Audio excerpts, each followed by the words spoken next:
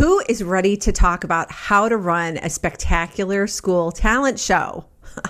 I totally am, because talent shows, especially school talent shows, are one of my all-time favorite events. It dates back to the 5th grade when a certain Joshua and his father performed at my 5th grade talent show, or it wasn't just for the 5th grade, it was all the school, but he got up there and did Who's on First with his father, and I thought it was hilarious, and it was swoony, and it was great, and so I just have fond memories of that first school talent show that I went to, and so I wanted to replicate the same for my kids and have that same experience, because the memory and the specialness of that event has really stayed with me through all of these years, and so I thought, I would love to explain to all of you how to do this, because it is such an easy and fun event that, I don't know, it's just one of the best things you can do, and it costs pretty much nothing. So I don't know how many family fun events or family programs that you can do on a zero budget that has this much impact. So I highly encourage you to do it. It is just so much fun. So let's get into it with exactly how to run a super fabulous talent show. So the very first thing you need to do if you are considering having a talent show is to start planning early, way early, because as jazzed as you are about having a talent show, it is going to take the people that need to perform, like the students, it's going to take them some time to come around. They're going to need to think about kind of what talent they wish to perform up on a stage in front of the entire school, and that can be a little nerve-wracking. The other thing is you're going to want to carve out the perfect time to have the talent show. I would recommend doing it at night so that families can come and be involved, and it's just kind of really special. It's just after school when it's dark outside. It gives a different feeling for a school event, and so highly encourage night timing if you can pull it off. If you can't, I have also helped facilitate a school talent show that they actually did as an assembly. That went over really well too. But I said my favorite is the at night in the school auditorium sort of situation. It is just so fun. Okay, so you're going to have to help people get into that mindset. So you're going to have to plant that seed early. You're going to have to water it. You're going to have to just keep on telling people, reminding people, and encouraging them to get involved. So you're going to have to be talking to parents about it, because maybe they can encourage their performers, and you also need to be talking to the students. So you're going to want to be making morning announcements about it. You're going to want to be sending out flyers. You're going to be wanting, maybe there are staff that wish to get involved in the act. I wouldn't limit the participation of anybody, because I think if it's a school talent show, how fun would it be? As soon as you have a date narrowed down for the event, then you're going to want to make sure to get it on your school calendar and your PTO event calendar, so that families know about it, kids know about it, and they can, like I said, start preparing.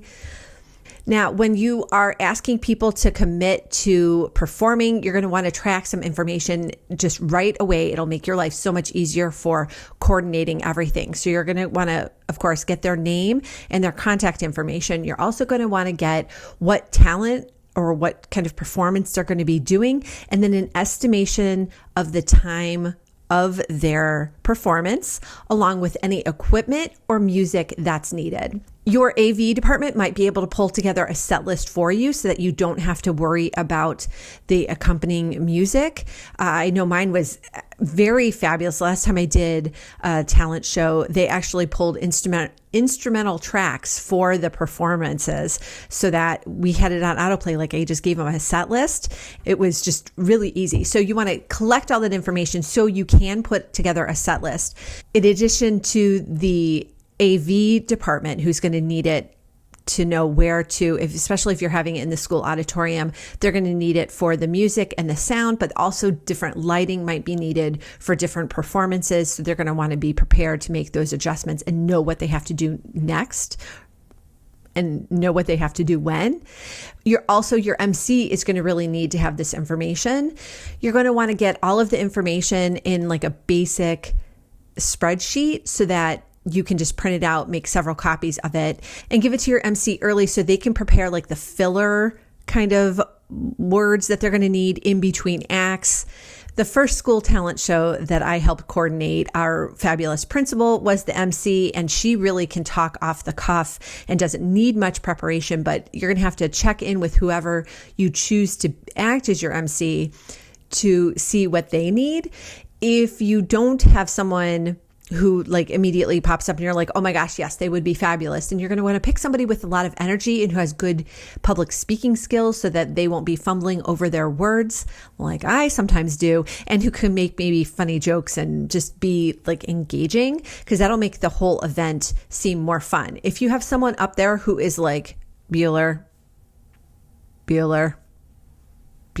I mean, how like boring, right? You need somebody with like a lot of energy so that they can hype up the crowd, they can get the audience participating and supporting the performers. So, question for you before I get much further. What is your favorite school activity? Either one that you had growing up, that you experienced growing up when you were a kiddo, or one that you have done with your PTO or PTA. I would love to hear your response. So go ahead and drop that in the comments below. After you have your list of performers, you're going to want to keep checking in with them, make sure they're still on board. Some are going to drop out because they get sick or conflicts or lose their nerve or whatever. But instead of having rehearsals ahead of time, go ahead and ask all performers to come at least 1 hour before the talent show starts so that you can do like a dress rehearsal run through. That way you really will get people, those like last minute nerves get worked out, and you get the timing down a little bit better, and just make sure that everyone doesn't have questions and that they are ready to roll for the show. It's also helpful to have a couple volunteers to help queuing the acts up if you want to arrange them by order. Like, it's not necessary to have a paper program because there are going to be last minute changes. So don't feel like you have to have that expense or the trouble of making a program. But if you want to have one, then there actually is a template in my shop, and as well as, you should say, a flyer to promote the show, as well as request performances, like a call for performers. So I will drop a link in the description below for that, but know that those resources are there and it kind of queues up what you kind of need for the event. When showtime rolls around, your job is just to sit back and watch all of the fantastic performances and enjoy yourself and enjoy the school community. The feeling that's generated from this kind of event, the goodwill, is just really outstanding. So I highly encourage you to do it.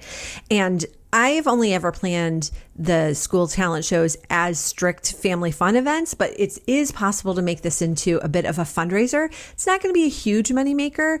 You can do a 50-50 raffle if your state like gaming laws allow it. Here in Ohio, you have to be a registered 501c3 in order to do a raffle of any kind. You could also do like a raffle basket. So same restrictions are going to kind of apply. If you are not able to do a raffle, then you can also do like snacks during intermission, like sell small snacks. And then also flowers for the performers would be a really nice touch. I hope this has inspired you to consider having a school talent show. Once people see it and experience it, they're going to want to do it again.